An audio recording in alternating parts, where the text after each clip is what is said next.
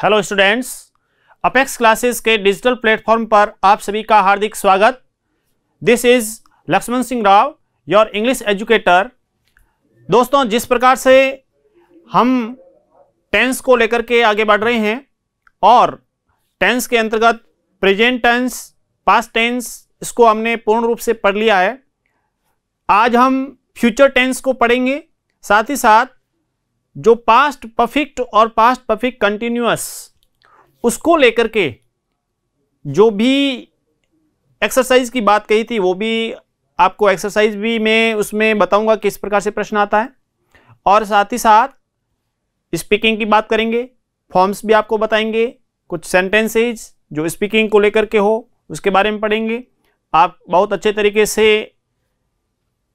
इसको सीख रहे हैं, जुड़े रहिए, लाइक एंड शेयर कीजिए और अधिक से अधिक जितना शेयर होगा तो उसको लेकर के हमारे को भी फायदा होगा, साथ ही साथ आपका एक दूसरे से संपर्क भी, यानी एक इस अपेक्स क्लासेज एजुटेक के इस डिजिटल प्लेटफॉर्म के माध्यम से आप पूरे इंडिया से जुड़ रहे हैं। सबसे बड़ी बात है, इस प्लेटफॉर्म के माध्यम से आपको ये पता चल रहा है कि कौन महाराष्ट्र से आपके संपर्क में है, कौन गुजरात से आपके संपर्क में है, कौन जम्मू से आपके संपर्क में है, कौन दिल्ली से है। मतलब बहुत बड़ा फर्क पड़ता है और पूरा राजस्थान जो है, सभी जिलों से आप कनेक्ट हो पा रहे हैं इस प्लेटफॉर्म के माध्यम से।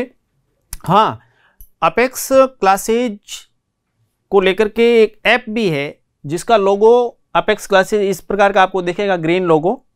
उसमें आप जाएंगे तो उसके अंदर आपको बहुत प्रकार की सामग्री जो आपके जनरल नॉलेज को बढ़ाती है, आपके करियर को बहुत ही ऊंचाइयों पर ले जाने का काम करती है। और जो भी 11, 12 सभी के लिए जो नोट्स वगैरह की जो बात है, arts, commerce, science, CBSE, RB सभी के लिए काफ़ी कुछ मटेरियल आपको मिल रहा है। उसको आप डाउनलोड करें, उसका फ़ायदा उठाएं। कुछ स्टूडेंट पूछ रहे थे, स्टूडेंट्स ने ये पूछा था छात्रों ने कि सर चैप्टर्स की जो बात है 12th क्लास के उसको लेकर के, तो मैं आपको बता दूं कि 12th क्लास के कुछ चैप्टर, कुछ पॉइंट्स आपको यहाँ पर यूट्यूब पर उपलब्ध करवाई गई थी। बाकी के जो भी हैं वो ऐप में मैंने पढ़ा दिए हैं, उसको वहाँ पर अवेलेबल करवा दिया गया है। आप उस ऐप को डाउनलोड करें और उसके माध्यम से आपको पूरा मटेरियल मिल रहा है। जो हमारा राइटिंग स्किल्स का जो ग्रामर का पोर्शन जो है वो पूरा आपको मिल रहा है। उसमें आपको चाहे वो इनविटेशन को लेकर के, नोटिस को लेकर के, पोस्टर, उसके बाद में विजुअल वर्बल जो इनपुट को आर्टिकल स्पीच के हैं हमारे, letter writing, application for job जिसमें करिकुलम वाइटे उसको लेकर के है। इस प्रकार से बहुत सारी चीज़ें जो है वहाँ पर अपलोड कर दी गई हैं। आप उसको ज़रूर डाउनलोड करें ऐप को और इसका फ़ायदा उठाएं। और बढ़ते हैं हम अपने इस क्लास में। पहले आप सभी एक बार शेयर कर दीजिए, सभी जल्दी से फटाफट से फेसबुक पर और व्हाट्सएप में शेयर कर दीजिए अपने फ्रेंड्स आदि को, रिलेटिव्स को, ताकि वो भी इस क्लास का फ़ायदा उठा पाए। जल्दी कीजिए, कितनों ने कितने में ग्रुप्स आदि में शेयर किया वो भी मुझे बताएं, जल्दी करें आप। Very good. अब हम ले रहे हैं, देखिए टेंस में फ्यूचर टेंस और फ्यूचर का फ्यूचर सिंपल और इंग्लिश स्पीकिंग की, और उससे पहले एक्सरसाइज वगैरह भी हम लेंगे। देखिए, fill in the blanks with past perfect और the past perfect continuous from the verbs given in the brackets. अब यहां ध्यान दीजिए, सेंटेंस यहां पर दिए हुए हैं। सेंटेंस को हम पढ़ने के बाद में आपको ये पता लगाना है कि क्योंकि ये जो खाली स्थान दिए है, ये जो ब्लैंक स्पेस है, इसमें न केवल 10th वाले, जो 10th का बोर्ड का एग्जाम होता है उसमें इस प्रकार का सवाल आता है, 6ठी से 12वीं में आरबीएसई, सीबीएसई सभी में सवाल पूछते हैं, रीट में इस प्रकार का सवाल पूछा जाता है, एनडीए के अंदर एग्जाम्स जो होते हैं उसके अंदर इसमें सवाल पूछते हैं, एयरफोर्स वाले होते हैं उनके लिए इसमें से सवाल पूछा था। यानी कहने का अर्थ है आपके लिए ये एक प्रकार से मल्टीपर्पज़ प्लेटफॉर्म हो गया और इसमें आपको बहुत ही बढ़िया तरीके से आपको बता रहा हूं। देखिए हमने पढ़ा है, आप इसके बारे में उत्तर आपको आता है उसको जरूर बताएं। जैसे यहाँ पे वी प्लूरल में है। दूसरी बात ऑल डे, ध्यान दें ऑल डे हमने बताया था सिंस फॉर ऑल किस में आता है, present perfect continuous, past perfect continuous, future perfect continuous के अंतर्गत।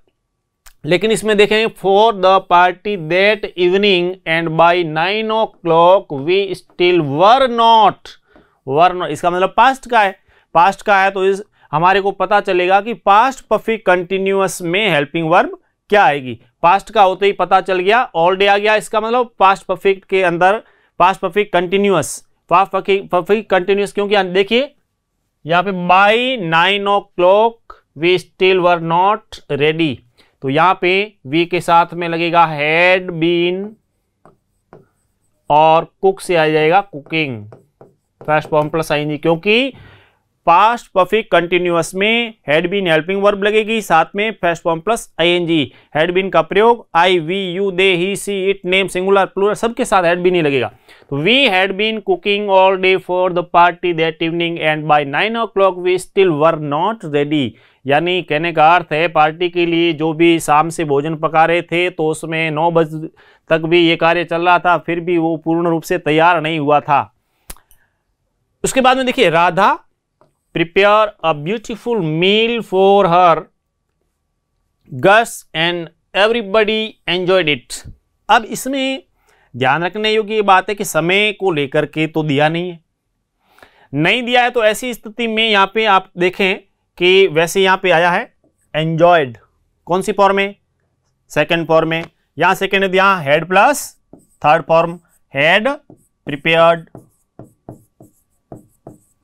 तो इसमें बन गया Radha had prepared a beautiful meal for a guest and everybody enjoyed it. ठीक है, नेक्स्ट में देखिए व्हेन, किसका प्रयोग आया है, व्हेन का। व्हेन आई रीच्ड देयर, जब मैं वहां पहुंचा, यहां पे आया फॉर 2 hours, इसका अर्थ हो गया समय दिया हुआ है, समय दिया हुआ है और किसकी बात हो रही है, पास्ट की बात हो रही है, पास्ट है तो यह ही हैड बीन सिंगिंग, इस टाइप से बन गया। ठीक है, आई न्यू जानता था, she the washing because when I reached there she was ready to go out. अब इसमें देखिए समय दिया हुआ नहीं है, when I reached second form आ रखी है इसमें, तो यहां पे हो जाएगा हैड प्लस थर्ड फॉर्म, तो हैड डन।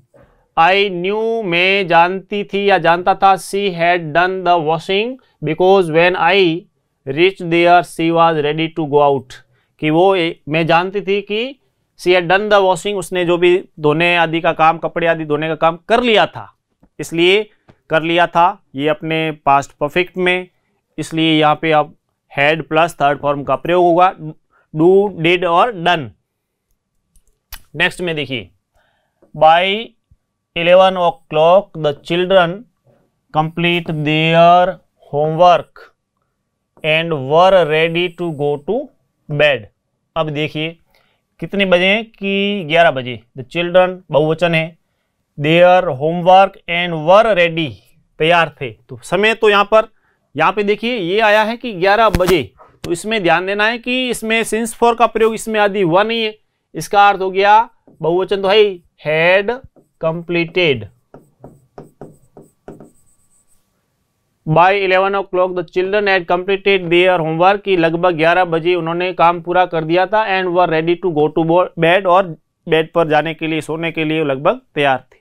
इस प्रकार से हुआ। छठे में देखिए द चिल्ड्रन और देयर होमवर्क एंड बाय 11, यहाँ ध्यान दें, by 11 o'clock they still had not finished. अभी उन्होंने देखिए यहाँ पर तो समय पहले दे दिया गया है बाय के, लेकिन यहाँ देखिए कि children their homework and by 11 o'clock 11 बजे तक they still had not finish, इसका अर्थ हुआ अब काम पूरा नहीं हुआ है तो काम चल रहा है। और यहाँ पे क्या है कि by 11 o'clock had completed their homework and ready to go to bed, इसका मतलब काम पूरा हो गया है, लेकिन यहाँ पे काम पूरा नहीं हुआ है, इसका मतलब the children their homework and by 11 o'clock they still had not finished, लगभग 11 बज गए लेकिन पूरा नहीं हुआ, इसका मतलब काम चल रहा है, तो हो गया चिल्ड्रन हैड बीन डूइंग, इस टाइप से बनेगा। ठीक है, children had been doing their homework, बच्चे काम कर रहे थे। एंड बाई 11 o'clock, लगभग 11 बजे, दे स्टिल हैड नॉट, फिर 11 बजे तक भी उन्होंने पूरा नहीं किया था। इस रूप में इसमें आ गया। नेक्स्ट में देखिए, I looked at her wondering where, और उसके बाद में दिया है आई हर बिफोर। देखिए यहाँ पे बिफोर पहले आपको बता रखा है, बिफोर है। ठीक है, और यहाँ पे सेकंड फॉर्म आ चुकी है। उधर क्या आएगा, जल्दी से भर करके बताइए क्या आएगा। ब्लैंक स्पेस में, खाली स्थान में करेक्ट फॉर्म क्या आएगी। तो इसमें देखिए had plus third form see saw seen. I looked at her wondering where I had seen her before. Before यानी पहले, यहाँ इसका अर्थ इसमें उसको लेकर के नहीं, मैंने इसको पहले कहाँ देखा था, पहले मैंने इसको कहाँ देखा था, इस रूप में है। तो इसलिए I had seen her before. Last में देखिए द 10th जो दिया है, it was 6 PM and I was tired because hard all day. All day आ गया, इसका मतलब पूरा दिन समय दिया हुआ है। इसका अर्थ हुआ आई के साथ में यहाँ हैड बीन वर्किंग।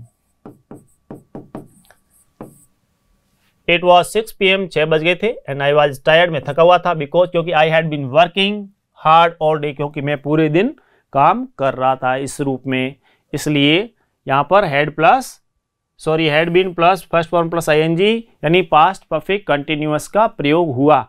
ये एक्सरसाइज जो है इसको लेकर के आपको अच्छे तरीके से मैंने बता दिया है कि किस प्रकार से जो पहले आपको पढ़ाया था, कौन सा पास्ट परफेक्ट और पास्ट परफेक्ट कंटिन्यूअस, उसको लेकर के तो उसमें एक्सरसाइज के माध्यम से आपको बता दिया कि हमारे को किस प्रकार से उत्तर देने हैं। तो उसको लेकर के देखिए कि किस प्रकार से हम उसको करें। तो इसमें देखिए पहला जो था तो उसके अंदर हमने देखा कि किस प्रकार से हैड बीन कुकिंग का प्रयोग हुआ, और सेकंड जो है इसमें हैड प्लस थर्ड फॉर्म का प्रयोग हुआ है। ठीक है, बढ़ते हैं हम आगे। उसमें देखिए इसमें हमने देखा कि हैड बीन सिंगिंग, और इसमें हैड प्लस थर्ड फॉर्म का प्रयोग हो गया। नेक्स्ट में देखिए यहाँ पर हमने देखा तो हैड प्लस थर्ड फॉर्म का प्रयोग हुआ, और 6th sentence had been doing, समय इसमें दिया हुआ है 11 o'clock, इस प्रकार से। और नेक्स्ट जो है उसको लेकर के देखिए इसमें व्हेन आई एंटर्ड, इसको देखिए when I entered the office I found that a clerk was sleeping he. अब यहाँ ध्यान दीजिए कि जब मैं ऑफिस में एंटर हुआ उस समय मैंने पाया कि क्लर्क सो रहा था, और he in the office all afternoon. इसका अर्थ हो गया हैड बीन स्लीपिंग। ये जो सेंटेंस अपने रह गए इसको लेकर के, तो वो पूरे समय से सो ही रहा था, तो इसमें had been sleeping. When it started raining, जब बारिश शुरू हुई थी, we cricket for an hour, समय दिया हुआ है फॉर एन आवर, इसका मतलब पास्ट परफेक्ट कंटिन्यू, तो वी हैड बीन प्लेइंग। ये इस प्रकार से इसमें हो गया। नेक्स्ट में देखिए इसमें I looked at her wondering where I had seen, इसको लेकर के तो इसमें हैड प्लस थर्ड फॉर्म हो गया। और लास्ट में जो है उसमें समय दिया हुआ है फॉर ऑल करके, इसमें हैड बीन वर्किंग, इसलिए इस प्रकार से वाक्य बने। टोटल अपने 10 वाक्य थे ये। यहां देखिए पहला, इसमें दूसरा, फिर देखिए तीसरा हो गया, चौथा हो गया। एक्सरसाइज आपकी अच्छी तरीके से हो गई। 5वां, 6ठा, 7वां, 8वां और 9वां और 10वां, इस प्रकार से ये एक्सरसाइज के तौर पर, ताकि आपको पता चले कि हमने पास्ट परफेक्ट और पास्ट परफेक्ट कंटिन्यूस पूछा, उससे रिलेटेड जो भी करेक्ट फॉर्म पूछी जाती है तो उत्तर किस प्रकार से देना है। बढ़ते हम आगे। देखिए सबसे पहले आज हम जब फ्यूचर की बात कर रहे हैं, फ्यूचर टेंस, भविष्यत काल,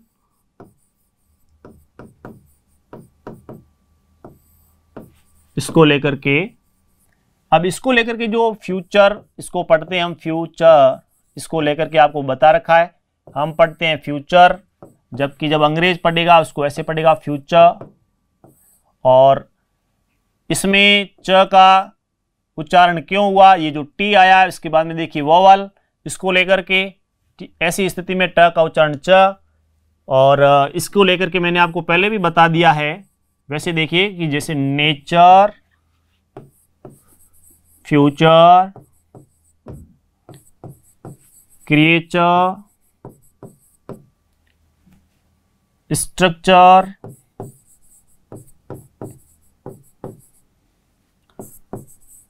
कल्चर,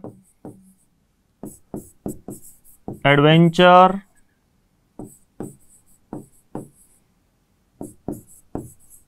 नर्चर, बहुत सारे ऐसे वर्ड्स बनते हैं। देखिए कई बार क्या है कि प्रोनाउंस करते हैं ना। एक बार क्या स्टूडेंट पूछ रहा था तो उसमें उसने क्या किया, जब शुरुआत में होता, जब उस प्रोनाउंसिएशन ध्यान नहीं हो तो वो उसने कहा कि मेरे मित्र का नटूरे ठीक नहीं है इसलिए मेरा फटूरे खराब हो रहा है। अब इसको उसने क्या पढ़ा, इसको पढ़ा नटूरे और इसको पढ़ लिया फटूरे, कि मेरा जो मित्र है, नेचर का अर्थ होता है स्वभाव, नेचर का अर्थ होता है प्रकृति, ठीक है, दोनों अर्थ होते हैं। तो उसने कहा कि मेरे मित्र का नटूरे, अब पढ़ना तो नेचर था, ये कहना था कि मेरे मित्र का नेचर ठीक नहीं है।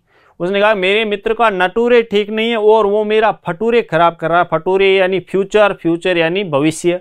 अब इस प्रकार जब हम ध्यान नहीं होगा तो हम इसको नटूरे और फटूरे पढ़ेंगे, जबकि शब्द है nature, future, creature, structure, culture, adventure, nurture, mature, ठीक है। ऐसे बहुत सारे शब्द होते हैं जिसमें आपको बताया गया कि टी, उसके बाद में vowel, T vowel, T vowel, T vowel, T के बाद में यू, इस टाइप से उसमें ट का उच्चारण च हो गया इस रूप में।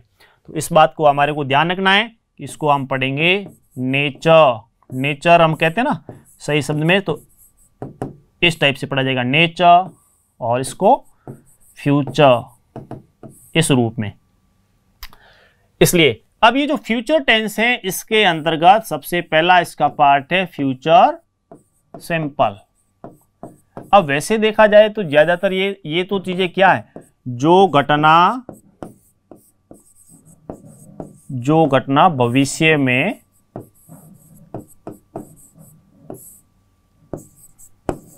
घटित होगी,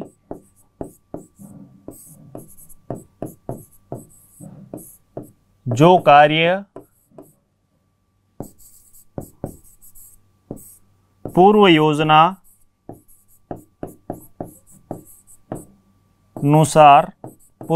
अनुसार किया जाएगा, इस रूप में भी होता है। कई बार होता है कि प्रधानमंत्री के कार्य, जैसे पहले प्रधानमंत्री, राष्ट्रपति, ऐसे जो बड़े लेवल पे कार्य फिक्स होते हैं ना, तो वो उसको हम प्रेजेंट सिंपल में भी लेते हैं कि प्रधानमंत्री के, उसको लेकर के मैंने आपको एक्सरसाइजेज अधिक करवाई है। उसमें हमने जब प्रेजेंट टेंस पढ़ा था उसमें एक्सरसाइज करवाई है कि किस प्रकार से इस टाइप से वो वाक्य बनते हैं। अभी हम पढ़ रहे हैं फ्यूचर सिंपल, फ्यूचर टेंस का पहला भाग फ्यूचर सिंपल, इसको हम पढ़ेंगे।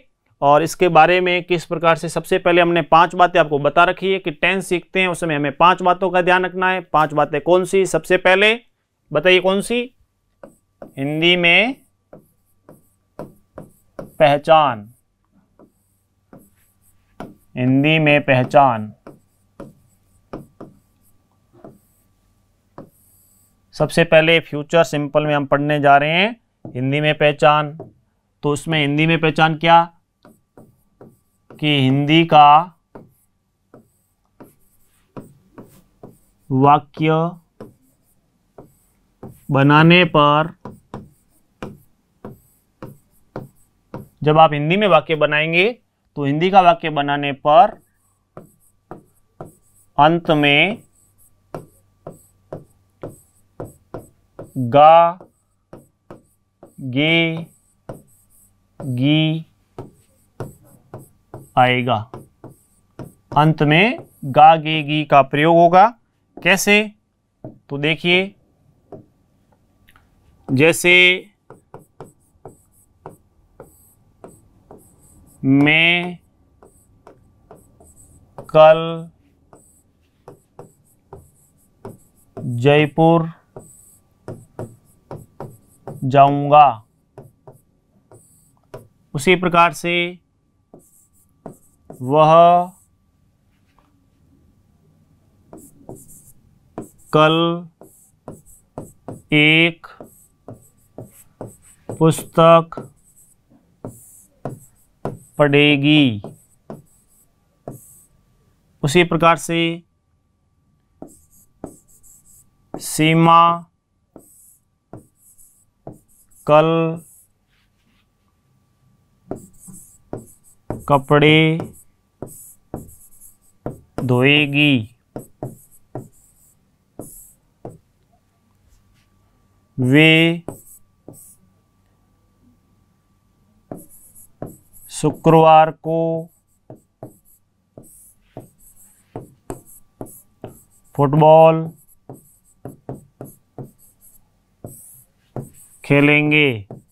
मतलब आने वाले शुक्रवार की बात है, जो आएगा उसको लेकर के इस रूप में। तो अंत में देखिए क्या, गा, गी, गे, यानी गा, गे, गी इस प्रकार से अंत में आएगा। तो अब समझे कि वो फ्यूचर टेंस आने वाले समय की बात होगी। तो हिंदी में पहचान के तौर पे कि हिंदी का जब हम वाक्य बनाएंगे तो अंत में आएगा गा, गे, गी। ऐसी स्थिति में तो उदाहरण के तौर पे कि मैं कल जयपुर जाऊंगा, इस प्रकार से कोई भी आप सेंटेंस बनाएंगे तो उसमें देखिए, और वह कल एक पुस्तक पढ़ेगी, सीमा कल कपड़े धोएगी, वे शुक्रवार को फुटबॉल खेलेंगे। इस प्रकार से कोई भी वाक्य होगा तो उसमें इस टाइप से फ्यूचर टेंस का प्रयोग होगा।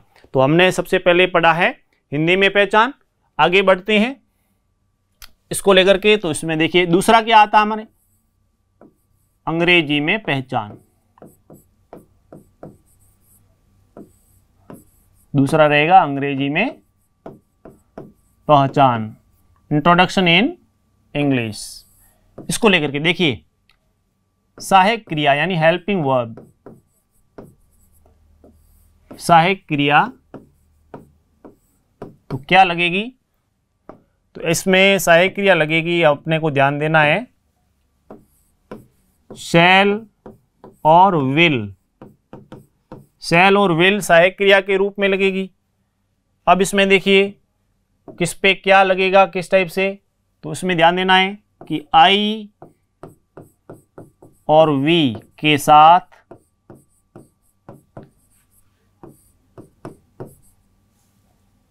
आई और वी के साथ शैल का प्रयोग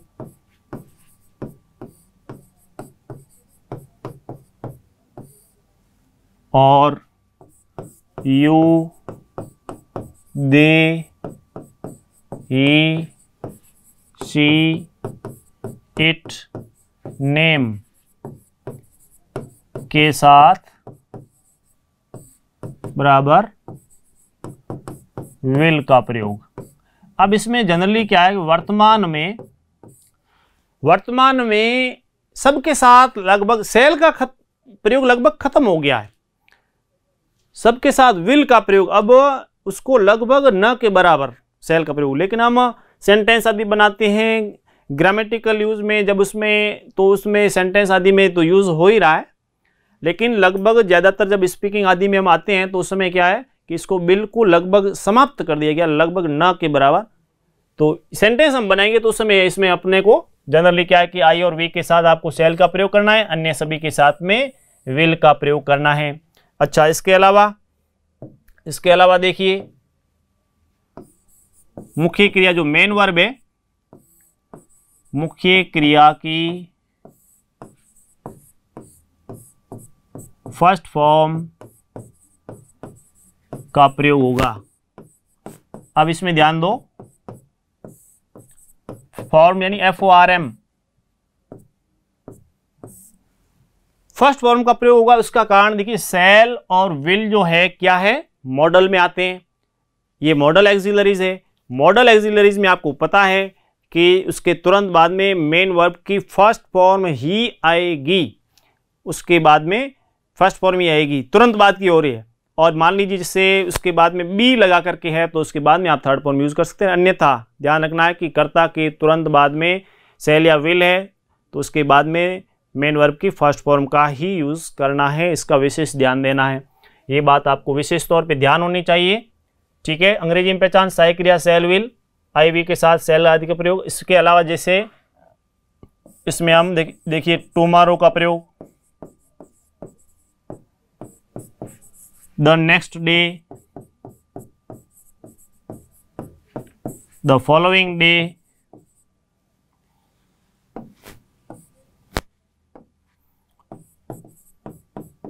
फॉलोइंग डे, या फिर इन फ्यूचर, इन फ्यूचर, इस टाइप से जो भी सेंटेंस आते हैं, नेक्स्ट डे, जरूर नहीं next day, next week, next month, next year, इस टाइप से जो भी आएगा तो उसमें सब next week, next month, next year, following day, next day, in future, ये एडवर्ब के तौर पर हो, ऐसी स्थिति में टुमारो आदि, ये टुमारो आदि ये सब क्या है, एडवर्ब के रूप में इसमें काम में आएंगे। इसका आपको विशेष ध्यान देना है। देखिए नेक्स्ट में इसका जो स्ट्रक्चर है उसको हम लिख देते हैं। स्ट्रक्चर में देखिए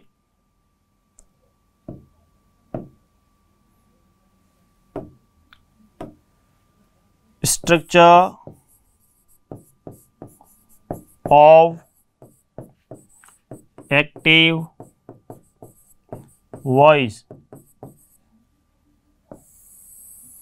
ठीक है।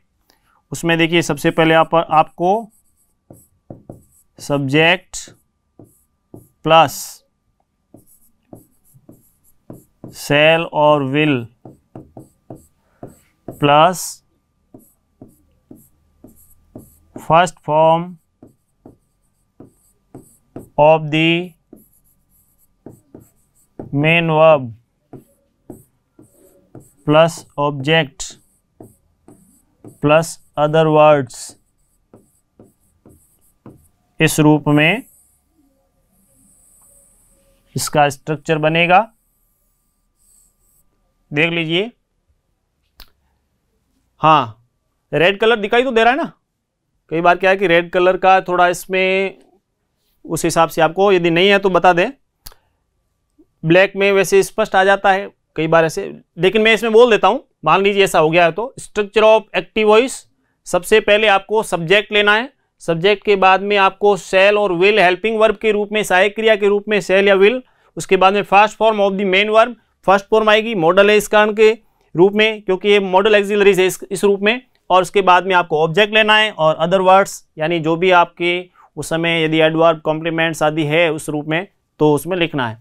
तो इसमें देखिए अंग्रेजी में पहचान को लेकर के कि इसके साथ में हेल्पिंग वर्ब सेल या विल, आईवी के साथ सेल का प्रयोग, इसको लेकर के आपको बता दिया। वर्तमान में सेल का यूज कम होता है, न के बराबर लगभग, use, you, they, he, she, it, name, इसके साथ में हम विल जो भी है विल का प्रयोग, मुख्य क्रिया की फर्स्ट फॉर्म का प्रयोग करेंगे, और इसके बाद में टुमारो है, the next day, next week, next year, the following day, in future, ये सभी इसके एडवर्ब के रूप में काम आती है। स्ट्रक्चर ऑफ एक्टिव वॉइस में सब्जेक्ट प्लस सेल या विल लगाएं, मेन वर्ब की फर्स्ट फॉर्म लगाएं, इसके बाद में ऑब्जेक्ट और अदर वर्ड्स, इस प्रकार से सेंटेंस बन जाएंगे, इस रूप में बनता है। देखिए आगे बढ़ते हैं, लाइक शेयर जरूर करें और साथ ही साथ अधिक से अधिक प्लेटफॉर्म पर आप इसको शेयर करें ताकि सभी इसका फ़ायदा उठा सकते हैं और उठा सकें। मिलते हैं हम नेक्स्ट क्लास में। Thank you. सब्सक्राइब करें हमारा apex classes edutech YouTube channel, साथ ही बेल आइकन को क्लिक करना बिल्कुल ना भूलें ताकि आगे आने वाले सभी यूट्यूब वीडियोस की अपडेटेड नोटिफिकेशंस सबसे पहले आपको मिले। Apex classes edutech, subscribe now.